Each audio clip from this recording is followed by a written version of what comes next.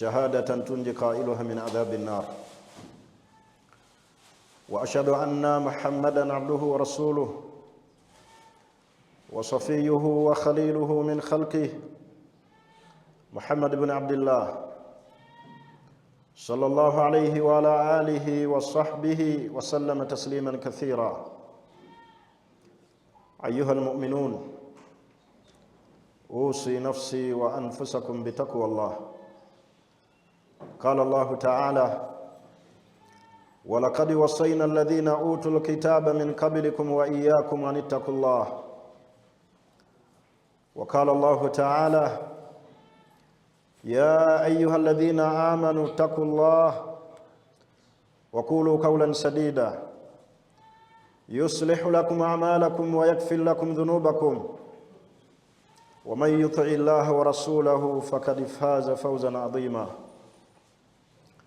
معاشر المؤمنين، إن أصدق الحديث كتاب الله، وخير الهدي هدى محمد صلى الله عليه وسلم، وشر الأمور محدثاتها، وكل محدثة بدعة، وكل بدعة ضلالة، وكل ضلالة في النار.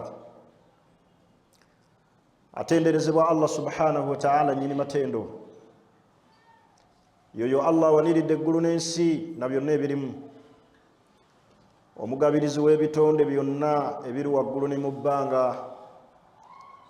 Buli kyonna ky'olaba ne ky'otalaba awaniridde obulamu bwakyo si mulala ye Allah subhanahu wa ta'ala, wa huwa almustahiqu lil ibada. akola ebifaanaganako bwe bityo Allah gwe tusaana okubeera nga tumusinza mu bwomu bwe. Ekyatuleeta ku nsi kuno si kirala, twajja ku nsi kuno kubeera nga tumusinza Allah subhanahu wa ta'ala.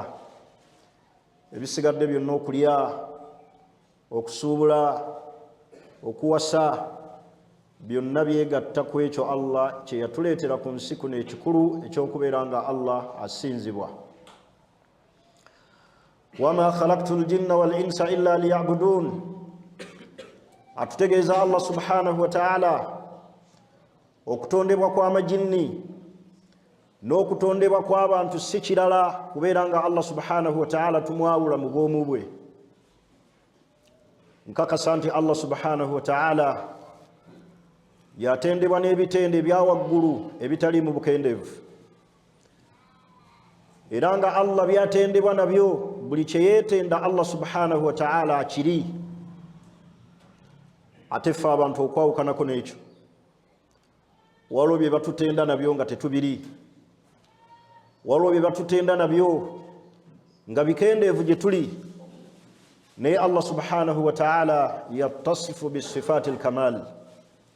Atenderezebwa Allah subhanahu wa ta'ala n'ebitende ebijjuvu. Asma'uhu kulluha husna. Amannya ge gonna Allah subhanahu wa ta'ala malungi. Yava yatugamba Allah subhanahu wa ta'ala, walillahi al-asma'ul husna. Allah yalina amannya malungi, fad'uuhu biha. Bannange mumusabise nga nago Allah, muyite mannya ga Allah okumutegeera, era tosobola kutegeera kitiibwa kya Allah nga totegedde mannya ge, nga totegedde bitendo bye.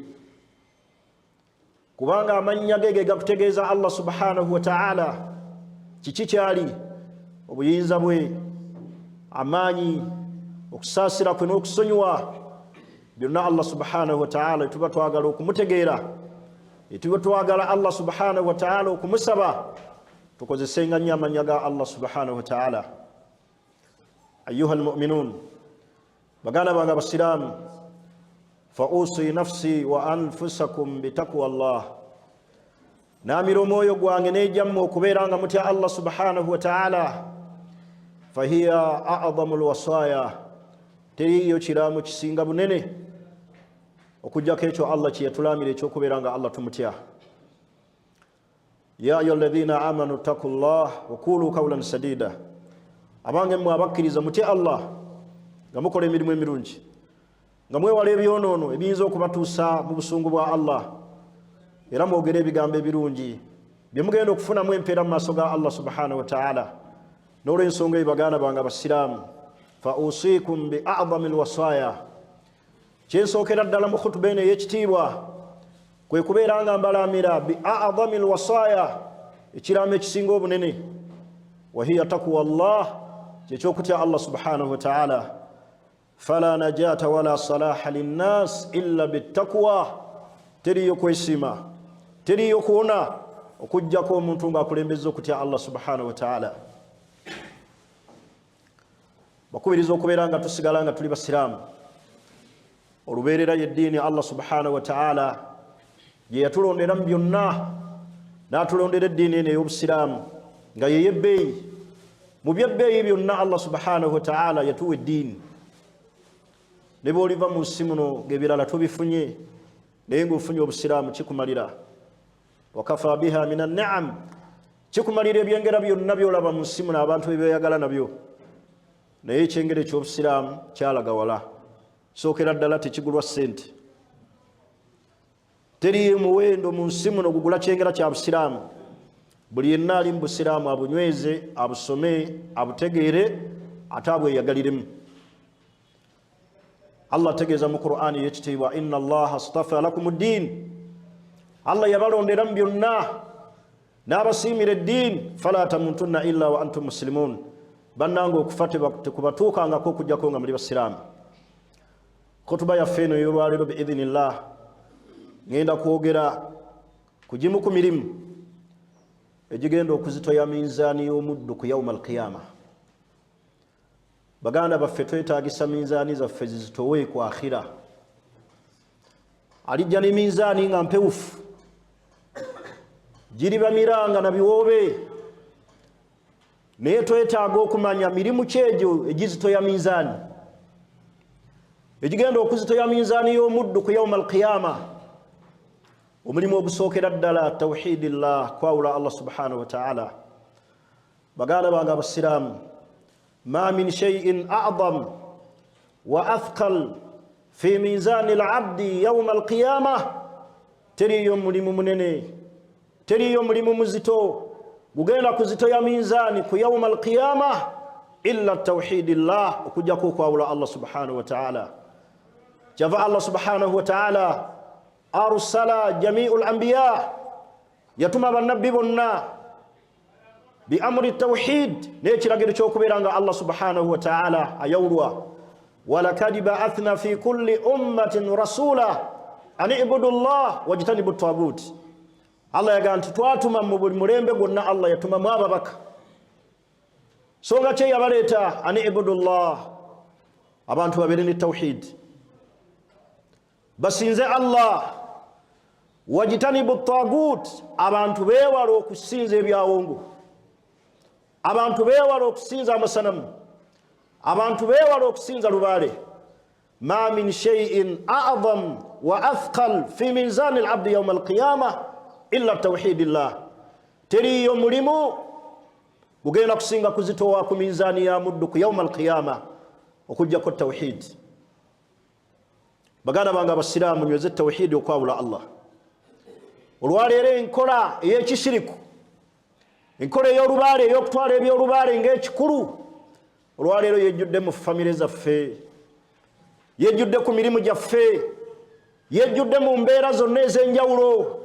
Osanga abantu nga bali mu kusinza ebitali Allah, naye tawhidillah agenda okujja ne tawhid, minzaani yegenda kuzitowa. Allah ajja kuleeta omuddu ku yawma al-qiyama. Mu hadithi ya Amr ibn al-As, Allah agenda kuleeta omuddu ku yawma al-qiyama ng'azitoye ebyonoono. Ebitundu 99 nga bizitoyerwa amazambi, naye Allah agenda mulaga ebyonoono bye, amulaga amazambi ge, naye nga waliyo ekirungi kimu kye yakola, yafa nga akirina.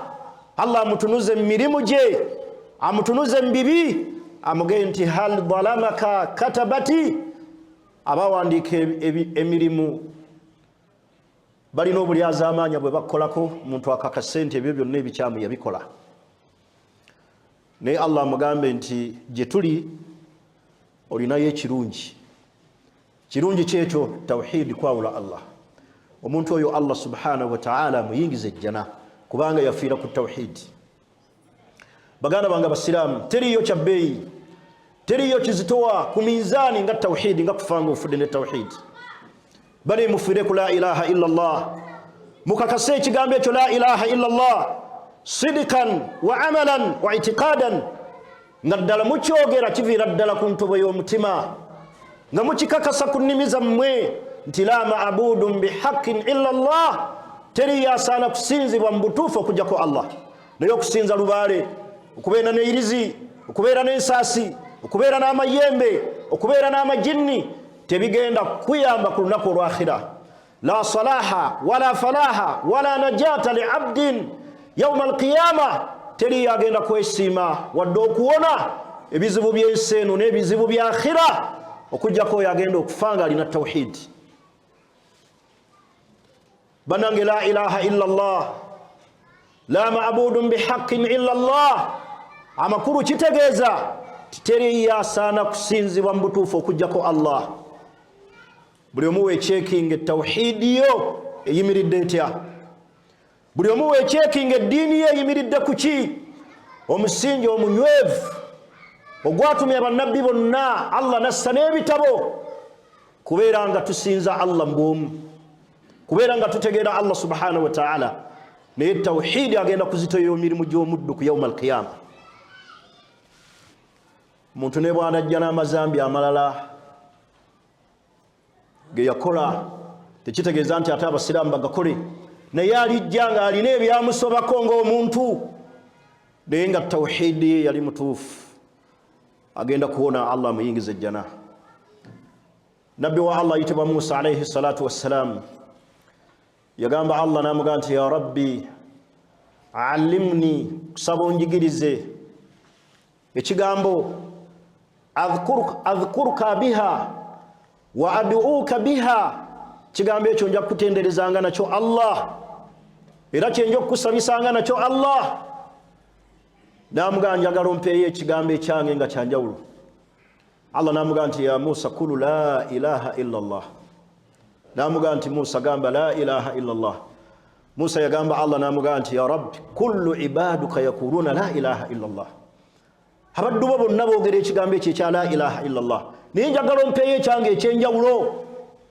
kyennaakujjukiranga nakyo nkikusabisenga nakyo nkusinzenga nakyo ai Allah kyava mugamba Allah nti law wudi'ati samawati saba fi kiffa wa amirihinna senga baddira eggulu omusanvu n'ebirimu ne babiteeka ku kibatu ne babiteeka ku sayidi wal aradina saba fi kiffa n'ebiri mu nsi byonna ne babiteeka ku minzaani ku sayidi endala ma malat bihinna illa la ilaha illa Allah teriyo kijja kuzitowa kusinga kigambo kya la ilaha illa Allah Musa n'atebenkera bano ekigambo ekyo nga kyabbeeyi Allah yakitwawula ku balala kyekiyingiza omuntu mu busiraamu kyekigambo ekikuyingiza omuntu mu busiraamu kyekiyimiriddeko empagi zonna ez'eddiini ey'obusiraamu kigambo kya la ilaha illa Allah hadithi ya Abdullah ibn Umar yagamba sallallahu alayhi wasallam buniya al-islamu ala khamsin obusiraamu bwazimbibwa ku mpagi ttaano naye empagi esookera ddala shahadatu an la ilaha illa Allah kwe kwawula Allah subhanahu wa ta'ala mu bwomu bwe baganda bange abasiraamu okumanya tawhid kigambo kinene nnyo kigenda kuzitoya minzaani y'omuddu ku yawma alqiyama mukitwale nga kikulu kubanga gwe mulimu ogusookera ddala nga Allah tannaba kutunuulira birala tawhidi yo weefeeko ng'okyali mulamu ebyonoono tawhidi bye birwa al ishraaku billah omuntu okubeera nga agatta ku Allah subhanahu wa ta'ala bannanga abasiraamu twewala okugatta ku Allah subhanahu wa ta'ala twewala okugenda ku nsaasi twewala okugenda ku ndagu twewala okugenda mu basawo abaganda twewala okugenda mu bamaseeka abakubi b'ebitabo twewala abo abatusazisa endiga ne bazituziisa ebikola byonna ebyekikaafu inna allaha la yaghfiru an yushraka bihi wa yaghfiru ma duna dhalika liman yasha Allah tayina gwagenda kusonyiwa agenda kujja mu maaso ge nga yamugattikako ni Allah alisonyiwa abasigadde abalijja n'amazambi amalala agatali shiriki, agatali mushiriki. Banange mbyonoona tawhid al-ishraku billah. Bwoba okyali wano ng'okyali na irizi, bwoba okyali wano ng'okyakkiririza mu mizimu, okyakkiririza mu mpewo z'ebika, tawhidi wo mufu. Ddayo weetereza Allah akyakuwadde ekyengere eky'obulamu, okyasobola omwenenyeza Allah. Muntu n'alema okwesigamira Allah, n'alema okutegeera Allah, niyesigamira ebiyenje, niyesigamira ensozi, niyesigamira endege, niyesigamira obulira, niyesigamira akatanga, n'aleka Allah. Kyava Allah tegeeza tawakkalu ala alhayy alladhi la yamut. Baganda bange mwesigamire oyo omulamu Allah atafa. Ebisigadde byonna tebirina maanyi. Naye Allah mumwesigamire. Naye osanga abantu abamu bibalina birala, ebiri wansi wa bizinesi birala, ebiri mu biwato by'abantu birala. Abantu bakkirwako emmandwa, famire neetabuka lwa muntu atuddeko mmandwa za kika. Mubyonoona tawhid al-ishraku billah. Mubyonoona tawhid kusaba bafu. Omufuta sabwa ghayru qadir. Banange omufuta alina kye yeesobola, talina kyasobola kutuusaako, naye omuntu n'agenda kumufuna amunnyonnyola ebizibu. Nga n'oluusi yafa ng'ebizibu by'olina yafa akusinga okuba n'ebizibu. N'olima okunnyonnyola Allah. Allah tugeeza mu Qur'ani ey'ekitiibwa walillahi al-asmaa'ul husna. Allah yalina amannya amalungi, faduuhu biha. Mumusabise nago Allah, muyite mu mannya ga Allah nga mumuwangagira, nga mumusaba abamalira ebyetaago byammwe. Naye omusiraamu tasaba bafu, omusiraamu tasinza kirala, omusiraamu teyeesiba yirizi, omusiraamu tabeera mu bikola bya bulogo. Naye olwaleero eddogo lijjudde mu famire, abantu baloga bannaabwe, abantu basiraanya abantu baabwe abafamire. Olw'eddogo abantu ne beebalira abasiraamu, beerabira nti eddogo bukaafu bwennyini obushirika obuwedde emirembe. Mu bimu ebyonoona tawhidi as-sihiru. Baganda bange eddogo, twewala ebikolwa ebyonoona tawhidi yaffe. Naye mu mirimu egigenda okuzitoya miizaani ey'omudduku yawma al-qiyama, kwe kujja nga tawhidi wo yali mujjuvu. Beesiimye abasinza Allah subhanahu wa ta'ala ne batasinzaayo kirala, naye alijja mu maaso ga Allah n'ebikolwa ebyo ebikyamu eby'ekishiriku, n'ebikolwa ebikyamu ebikontana ne tawhid, agenda kubeeranga ma'awaahu nnar, obuddire bwe muliro.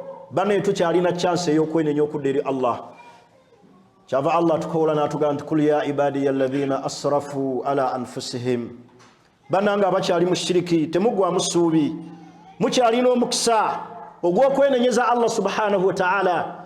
Kul ya ibadiya alladhina asrafu ala anfusihim. Abo bonna abeedibaze mu mazambi, la takunatu min rahmatillah. Temukutukawo na kusuubira kwa Allah na kusaasira kwe. Temukutukawo na kusaasira kwa Allah. Inna Allaha yaghfiru dhunuba jami'a. Allah asonyiwa amazambi gonna kasita weenenya eri Allah. Niba nammwe mukiraba, muntu n'abeera n'ekiyenje nekikontrolinga obulamu bwe, ekifu. Omuntu n'abeera n'eirizi n'akakasa mwe muli obulamu bwe. Allah omulekedde ki? Ebintu ebyo twesigamira byali bitonzeeyo ki? Kyoyinza okugamba nti birina sheya ku bulamu bwo, naye ekiyenje nekikontrolinga obulamu bwo, n'okiteeka mu makaago nga mwolaba mwe muli okwesiimako. Oli n'abeera n'embuzi etava waka ng'okutambula kwamala okukwata, n'agitegeeza ebizibu bye olugendo gy'alaga. Bambi oluusi n'aginnyonnyola nga ne byaginnyonnyola tebitegeera, n'enyenya bunyenya bwayitikakira. Oza neegamba nti muba tategeera okwata ekisooka. N'onnyonnyola ekibumbe n'ogenda n'okifukaamirira, n'oli n'agenda ku nsozi n'akoola balubaale bakole ki? Fatawakkalu ala alhayy alladhi la yamut. obulamu bwaffe bwonna wakati mu challenges twavuwadde amadaala gasse wansi obulwadde butujjidde kwesigamira Allah yasaana okusabwa yekka yalina okusinzibwa mu bwomu bwe Allah subhanahu wa ta'ala bane munyweze ekigambo kya tawhid ekya la ilaha illallah abantu abagenda okujja ku akhira ku lunaku olw'enkomerero fenna tugenda lutuukako naye ebigenda okuzitoya minzaani yo tawhid kwawula Allah tawhid rububiyya kakasa nti Allah yagaba yatonyesa enkuba yagaggawaza Allah yasitula amadaala Allah yakakkanya Allah yalina ebiseera ebya buli muntu yenna mu mbeera ze ez'enjawulo la hawla wala quwwata illa billah teri yakyusakyusa teri yalina maanyi okugjako Allah muteeko ogwokubiri atawhidi uluhiyya tawhidi ey'okusinza Allah subhanahu wa ta'ala n'okakasa nti ibada zonna kakube kusaba kakube kusaala kakube kusala kakube kusuubira kulimu Allah subhanahu wa ta'ala Allah gw'olina okusinza niwabeerayo muteeko ogwokusatu tawhidi al asma'i was sifat okwawula Allah n'otegeera amannya ge n'ebitende bye Allah bye yeetenda nabyo banaye Allah alina amannya malungi ge twamanyako amatonotono ag'ekyenda mu omwenda nago Allah ge yeesigaliza amannya g'amalungi mumusabisenga nago Allah ge tulina okuyita muntu wanjagire Allah naye bw'osinza ebirala Allah oba omugjeewo bw'osinza ebirala buyinza bwa Allah oba obututte ate nga teri yeyagala mujjako buyinza teri yeyagala mujjako buyinza bano bahonarebo gwenengedde mu khutuba myaka n'emyaka kulajana kutoolako muntu buyinza teri yayagala naye ate Allah awaliridde eggulu n'ensi n'osaba ebirala nga bw'ali atasobola okukumalira bannaye ekigenda okuzitoya minzaani yaffe ku lunaku olwakhira omulimu ogusookera ddala eteriyo mulimu mulala tawhidi lakujja ne tawhidi nga mujjuvu muve mbasawo abaganda muve mbakubi b'ebitabo muve mu bamaseeka abeera nga ku rediyo ne ku TV n'okwekubako ebipande nti bamala ebizibu bagaba oluzaalo bawa edduwa ez'enjawulo famire z'abantu abo ziri ziti batwogenda ne babalimbalimba seeka alina edduwa kakongoliro emala ebizibu ayagala visa oyinza n'okumwesanga nga talina wadde passport nga ne famire teri yali agenzeeko Makka wadde okulinnya ennyonyi naye ali awo atudde ali ku TV bwe zikuba obulango bwe zimukubira obulango abantu boonoona eddiini yaabwe kugendayo mbwagaba edduwa ez'enjawulo banaye Allah waali gwe tulina okusaba gwe tulina okwesigamira naye muve mbakubi b'ebitabo omuntu asaba edduwa teyeeranga edduwa tazijjirako bantu ssente teri yagaba luzaalo teri yagaba mikisa tebakulimbanga nti waliyo ekitonde ekigaba emikisa agaba emikisa ye Allah totawana okugenda mu malaalo geewammwe mbonoonya mikisa totawana okubeera n'eirizi nti ereeta emikisa totawana okubeera n'akati nti kakuleetere obulamu agaba obulamu akakkanya asitula abantu amadaala atugabirira ali ogu ye Allah subhanahu wa ta'ala yekka irizi gyeyambule ogyesumulule olwo n'ebintu bye tulaba mu maka ebyewuunyisa musajja ali awo munnaddiini alina omukazi omukyala yeesibye irizi bw'ati mu kiwato mukazi akweyambulula atya nga alina irizi n'ofuna amaanyi agagenda gy'ali ne bw'obeera musajja kikwambaza irizi kiki nga waliwo Allah omukyala n'aguma n'abeera naawe nga weeyambula nga irizi ekuli mu kiwato nga irizi ogisibye ku mukono kiki banaye Allah alina obusobozi ku buli byonna bye twagala Allah asobola otumalira byonna bye twagala byonna bye tuli ne bye tutali Allah naye abantu obulamu babuteeke mu Allah abantu beesigamire Allah naye gwe n'owasa omuntu n'akweyambulira ng'alina irizi yenna ajjudde emisale musuubira amaka ago ganaatereera ebyo byonna abantu olwaleero bakola ebikolwa by'ekishiriku ebyeddogo bifundikira byonoonya abaana n'amaka. Bidda mu baana era ogenda okulaba oli ng'agongobadde, ogenda okulaba oli waliwo ebintu bingi.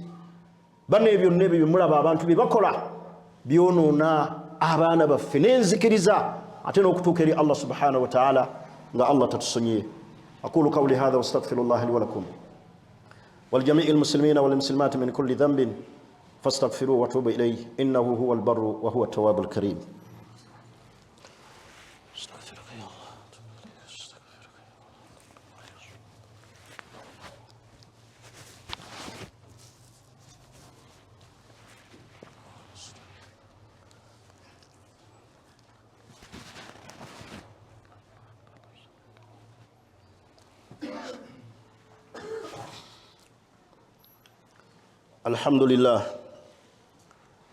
الحمد لله ولا عاقبة للمتقين ولا عدوان إلا على الظالمين. زرموك تندرز الله سبحانه وتعالى نوكم سبسوك ساسرا نميرين بي بدين نبي محمد صلى الله عليه وسلم bagana banga basirama basembedde mu khutubene yekitibwa kyembalamire kyebbeyi kyekyo Allah kye yatulamire ekyokubeeranga tumutya.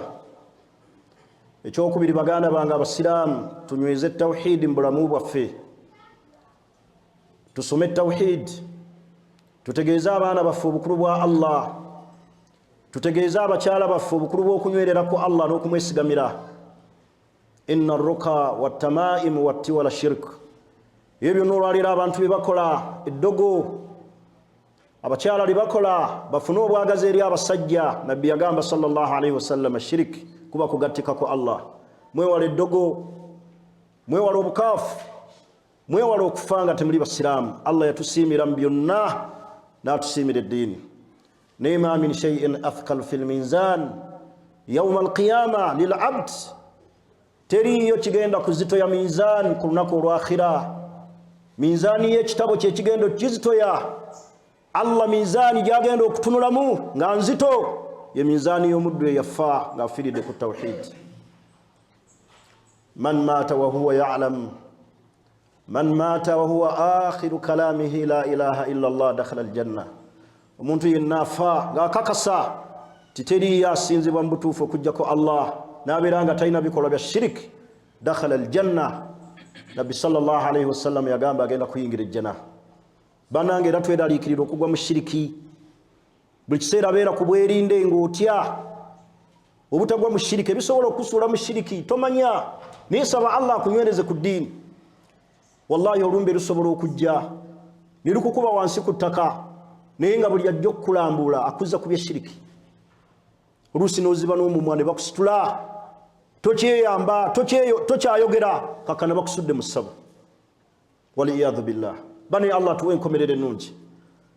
Oluusi n'omutima gwo okunafuwa nga buli ajja okukulabaga nti luno olumbe luganda. Musawo aluwonya ali bw'ati, ayinza okujjanjaba ali bw'ati, kakano ogudde mu shiriki. Kyovola Nabbi Ibrahim alayhi salatu wassalam, omusomesa wa tawhid, eyawula Allah subhanahu wa ta'ala n'amutegeera n'afuuka mukwano gwa Allah subhanahu wa ta'ala ennyo, yeeraliikirira n'ezzadde lye okugwa mu shiriki. Wajnubuni wa baniya an na'budu al asnam, yasaba Allah n'amugamba nti nkusaba ayi Allah onkingirize n'ezzadde lyange okubeera nga tusinza amasanamu. Naawe beera n'obwerinde, ne bw'oba olina ekiraamo ng'okiraamira abaana balaamira okunywerera ku ddiini ey'obusiraamu, beewaza okukola shiriki. Bagende nti baana bange sijja kubeerawo mu bulamu bwammwe olubeerera, naye munyweze eddiini, temugattikanga ku Allah n'ekintu ekirala, kubanga Allah tayagala shiriki. Inna shirika la dhulmun adhim. Bane teriyo bulyazaamaanya businga bubi nga shiriki. Teriyo bulyazaamaanya bubi bugenda kusuula wabi, bugenda kuteeka mu biwoobe nga shiriki. Bannange shiriki atta emirimu, shiriki atta essola, shiriki atta okusiiba, shiriki atta hijja, shiriki atta okusaddaaka. Al ishraaku billah, kugattika ku Allah. Omulimu gwe njagala okusembyayo mu mirimu egizitoya minzaani y'omuddu ku yawma alqiyama, husnul khuluq, empisa ennungi. Baganda bange abasiraamu, fa husnul khuluq sifatu min sifaati al anbiya. wa khuluq min akhlaq al-atqiya as-salihin. Empisa ennungi kitendo ky'abannabbi, y'empisa ennungi ey'abantu abatya Allah, okubeera n'empisa ennungi. Naye olwaleero abantu nga basiiwusa empisa. Tunulira hadisi ya Abi Darda yagaa nti ma min shay'in yudau fi lminzan athqal min husni alkhuluq. Teriyo kintu kigenda kuteekebwa ku minzaani oluvannyuma lwa tawhid kigenda kuzitoya minzaani yo ng'empisa ennungi.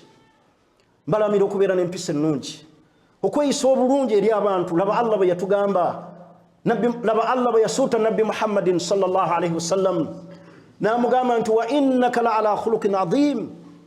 Nabbi gwe sallallahu alayhi wasallam Allah yamwogerako n'amugamba nti wa innaka la ala khuluqin adhim, empisa zo za waggulu. Aisha ebajja okumubuuza ku mpisa za Nabbi yagaa nti kana khuluquhu alquran. Nabbi empisa ze zonna zaali Quran. Yatambulanga omulaba ajjudde empisa, atambula Quran. Naye olwaleero empisa ma aswaaha, lwaki zitugenzeeko? Lwaki tuvuma abantu? Lwaki tukakkanya abantu? Lwaki tugerega abantu? Nga Allah yatenda Nabbi n'amugamba nti wa innaka la ala khuluqin adhim. Kyokka ku mirimu egigenda okuzitoya miizaani oluvannyuma lwa tawhid, husnul khuluq, kujja na mpisa nnungi. Nabbi sallallahu alayhi wasallam yagaa nti akmalul mu'minina imanan, asinga abakkiriza obujjuvu bw'obukkiriza ahsanuhum khuluqa, yabasinga okuba n'empisa ennungi. Bannange omuntu alina empisa ennungi ayagalibwa. Bannange omuntu alina empisa ennungi bwe biba bibala bimukunkumukako. Mubeere n'empisa ennungi. Omuntu alina empisa ennungi asobola okutuuka ku ddaala ly'omuntu omusaaze ow'ekiro n'omusiibi. Nabbi sallallahu alayhi wasallam yalaga abantu abagenda okubeera ennyo ku lusegere lwe ku lunaku olw'akhira beba abagenda okujja n'empisa ennungi. Okumanya empisa ennungi zaalaga wala. Omukyala bw'abeera ku nsi kuno n'afiirwa bba, n'addamu n'afumbirwa omusajja omulala, naye ng'abasajja abo bombi be yafumbirwa nga bamujjana, agenda kulonda kaani. Nabbi sallallahu alayhi wasallam yalaga nti agenda kulondebwako oyo eyali asinga okuba n'empisa ennungi. Bano abaganda bange abasiraamu, empisa ennungi. Mu mpisa ennungi min ummahati al-akhlaq, mu bimu ebikuŋŋaanya empisa ennungi, ebirimu empisa ennungi, package ey'empisa ennungi, talaq al-wajh, okubeera n'ekyenyi ekisanyufu mu muganda w'omusiraamu. Lwaki mukakyukira baganda bammwe abasiraamu? Lwaki? Al-amru bil ma'ruf, okulagira empisa ennungi, wannahi anil munkari, n'abantu okubagaana okukola ebikyamu, ze zimu ku mpisa ennungi. Al-ithar, omuntu okwerekereza n'aleka ekintu ng'awadde akyagala naye n'akireka munne abeere nakye, ze mpisa ennungi. Laba Allah bw'azitendaze basahaba bava e Makka, wa yu'thiruna ala anfusihim walau kana bihim khasasa, balina ekitendo ekyo eky'empisa, balina ithaaru, okwerekereza. Olwaleero ani alekereza? Olwaleero ani alekera munne? Naye al-ithaaru, omuntu okwerekereza newankubadde akyagala n'akireka, nga basahaba bwe bakola. Bava e Makka ne bajja e Madina. Ab'e Madina balina ebirungi bye balina, naye baatunulira baganda baabwe abo abasiraamu, baabawa ebirungi ebyo ne babyerekereza newankubadde baali babyagala. Olwaleero ffe tuli luddawa n'ekitendo ekyo ekya ithaaru. Asaburu, okubeera omugumiikiriza ku nsonga zonna.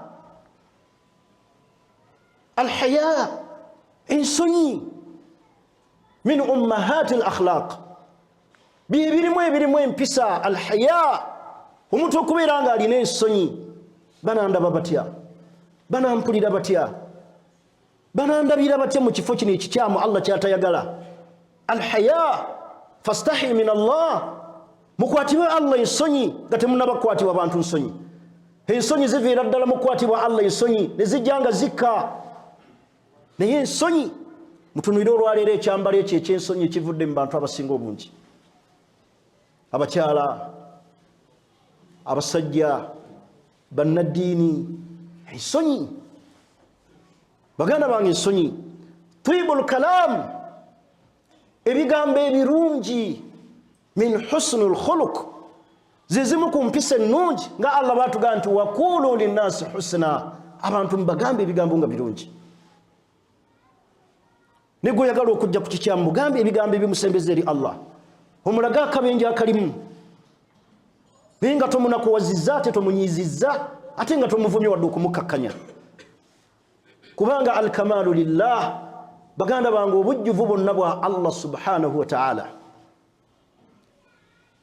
Naye Nabbi Muhammadin sallallahu alayhi wa sallam yagaa nti ittaqillah haythu ma kunta, tya Allah wonna wobuli, wa atbi'u sayyi'ata alhasanata tamhuha, bw'okola ekibi kigoberezeko ekirungi.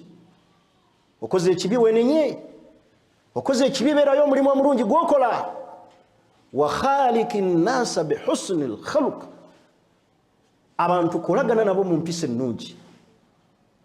Baganda bange empisa ennungi mubimu olwaleero mu mulembe guno fi waqi'ina, nga mmaliriza message yange esemberayo ddala, mubimu olwaleero ebyonoonye empisa zaffe ku mulembe guno gwe tuliko, wasail at-tawasul ya social media mu bufunze eyonoonye nnyo empisa zaffe. Buli ekikyamu ayeyambula, avuma, ajerega social media. Wasailu al-ittisal, anaawona social media neyegendereza n'atasiiwuuka mpisa, n'atavvoola, n'atajerega, n'atakakkanya message ye neebeera kusomesa abantu kutegeera busiraamu, agenda kubeera nga yeesiimye. Naye social media fi waqi'ina al-yawm, mubimu olwaleero challenges ezitwolekedde mu kusiiwusa empisa zaffe y'enkola ya social media. Abantu bali mu kuvumaŋŋana, abantu bali mu kujeragaŋŋana. Oli n'avuma abamusinga obukulu, n'avuma abamusinga okumanya, n'abeera mu maka ge n'alikodinga. Olwaleero mwalabye message emu kuzimu ku message ezitambula ennyo, ng'olwo omusiraamu ayogera naga nti obusalafu si ddiini. Okumanya obusalafu bubi nnyo, n'obukatuliki bubusinga. Waliyadhu billah. Ma hadhihi alkalima alkhabitha, ekigambo ekyo ekibi bwe kityo, n'otuuka n'okugeraageranya obusalafu ku bukatuliki nti obukatuliki bulungi ku busalafu. Kale omuntu yali baddawo ng'agamba nti nze siri musalafu, ndi musiraamu. Naye tosobola kugamba nti obukatuliki bwe businga obulungi obusalafu. Kitegeeza abantu bonna abali ku manhaji eya salafu aba bajje mu busiraamu. Songa y'enkola ya Nabbi Muhammadin sallallahu alayhi wa sallam, enkola y'abantu abakulembera yaliko abantu abalongoofu. Niyo yimirira otya n'olikodinga ebigambo Allah byagenda okukubuuzaako. Ma yalfidhu min qawlin illa ladayhi raqibun atid. Teri yafulumya kigambo, teri yalikodinga kigambo olwaleero ku social media n'okifulumya okujjako nga kiriko bamalayika abakiwandiika abakirondoola. Wallahi si kyabwenkanya muntu kuyimirira gy'ayimiridde mu kanzu ye, mu kirevu kye, n'afulumya ekigambo bwe kityo. Abakatuliki bwe batulengera baseka ne balaba obujega bwe tuliko. Oli n'agamba nti obukatuliki businga obulungi obusalafu. Niwakubadde wayinza okubeerawo assira, olutalo wakati w'abasalafu n'abatali basalafu, naye tosobola kufulumya ekigambo ekyo. Wallahi kinene. Kabura maktana inda Allah an takulu ma la ta'lamun. Kinene. Kinene. Baganda bange tudde eri Allah mu byonoonye empisa zaffe social media. Nekyenjagala okusembayo message yange egenda eri abasiraamu naddala abawangalira ennyo ku social media. Olwaleero ndaba ebigambo ebiyitira bingi. ng'ebigambo ebyo oluusi birimu okukkakkanya abantu naye okwetegereza kye kisinga obulungi. Bannaayi baganda bange abasiraamu, nze ndi musomesa wa ddalasa, siri musomesa wa bivulu. Tosuubira kusuubirayo nti bosi olwaleero ayogera asobola okubeera mu kikolwa ekikyamu ekiwagira abakyala bamodolinge. Olinaga nti Salimu bosi yakkiriza abakyala okumodolinga. Hatha iftira wa kadhibun. Oba omaze okuntemerera n'okunsojja ku kigambo ky'otalinaako bukakafu. Teriyo musiraamu nga ndi wano mu masjidi asobola kuyimirira n'akakasa nti ebikolwa ebyo bigenda mu maaso mu birimu. Baganda bange, mmanyi haramu, mmanyi ne halal. Ndi musomesa wa ddalasa, siri musomesa wa bivulu. Sisobola kukkiriza bikolwa ebyo bikyamu, era sirina muntu gwe nali ŋŋambyeko nti ntimba ku posta zo mu bikolwa ebifaanana bwe bityo. Bakubirizanga mwegendereze okwogera nga temunnaba kwetegereza. Omuntu yenna ntemerera amanyi baga nti totta kibe nga tonna kikenenula ndusu. Nzize neetegereza bonna abazze boogera paka lwe nafunye message nenga nti baasi okuntemerera okwo nti nze nsobola okuwagira okumodolinga kw'abakyala. Bana nze ndi musomesa wa ddalasa, sisobola kubeera mu kikolwa kifaanana bwe kityo. Era teriyo musiraamu asobola kuyimirira ku magulu ge n'aga nti nze namugamba kola booti ne booti. Abadan. Neesamba buli muntu yenna anteeka mu bigambo ebyo. Tosuubira mu magezi ddala amatono Allah ge yakuwa nga gwe omuwalimu sheekhe n'oga nti oyo seeka anoonya bbaasa na mukyere. Ebbaasa erimu ssente mmeka z'osobola okumpa ezigula ekitiibwa kyange n'eddiini yange mmeka? Nze obulamu bwange bw'oba ontunuulidde booti oyinza okusuubira nti njagala mukyere? Nsobola okugwetuusaako emyaka gye nnina ku nsi kuno gye simanyi muwendo. Sisobola kwonoona kitiibwa kyange na mukyere na bbaasa ng'erimu ssente mmeka? Ng'omukyere gwakula gutya ogwo? Kyayo seekana nti bagenda muwaayo ebbaasa n'omukyere binkolere ki? Kalla, hasha lillah. Sisobola kubeera mu bikolwa bifaanana bwe bityo. Olinaga nti seeka akiri mabega. Nkiri mabega olinayo agreement. Endagaano ekakasa nti nkirimu. N'olw'ensonga eyo nkubiriza abasiraamu bwe tubanga tukola ebintu by'obusiraamu tubikolere ku musingi omutuufu. Ate tulemenga kuvvoola bantu. Omuntu bw'omulaba nga alina ekikolwa kyakoze kikyamulage nti ekyo munnaye kiri haramu, ekyo tekikkirizibwa, asobola okutegeera era n'akitegeera bulungi n'akireka. Naye wakati mu kuvumaŋŋana, mu kuweerezaganya ebigambo, kati piraawo n'omukyere bikwataganira wa? N'okujja ku bantu ekintu ekyo ekikyamu. N'olw'ensonga eyo neesamba buli kigambo kyonna ekinjogerebwako. Saba Allah subhanahu wa ta'ala atuwe okutegeera n'okumanya n'okuteeka mu nkola. Inna Allah malaikatahu yusalluna ala nabi ya ayyuhalladhina amanu sallu alayhi wa sallimu taslima. Allahumma salli ala Muhammadin wa ala ali Muhammad kama sallaita ala Ibrahim wa ala ali Ibrahim innaka Hamidul Majid. Warḍa Allahumma an arba'atil khulafa'il mahdiyyin hum Abu Bakr wa Umar wa Uthman wa Ali wa an jami'i sahabati ridwanullahi alayhim ajma'in. Allahumma izzil islam wal muslimin وأذل الشرك والمشركين ودمر أعداءنا وأعداء الدين. اللهم انصر من نصر دينك واخذل من خذل عبادك الموحدين برحمتك يا أرحم الراحمين. اللهم آت نفوسنا تقواها وزكيها أنت خير من زكاها أنت وليها ومولاها. اللهم اجعلنا من أهل الجنة ولا تجعلنا من أهل النار. اللهم كما جمعتنا في هذا المسجد فجمعنا في جناتك الفردوس إنك ولي ذلك والقادر عليه. اللهم اجعل آخر كلامنا في الدنيا شهادة أن لا إله إلا الله.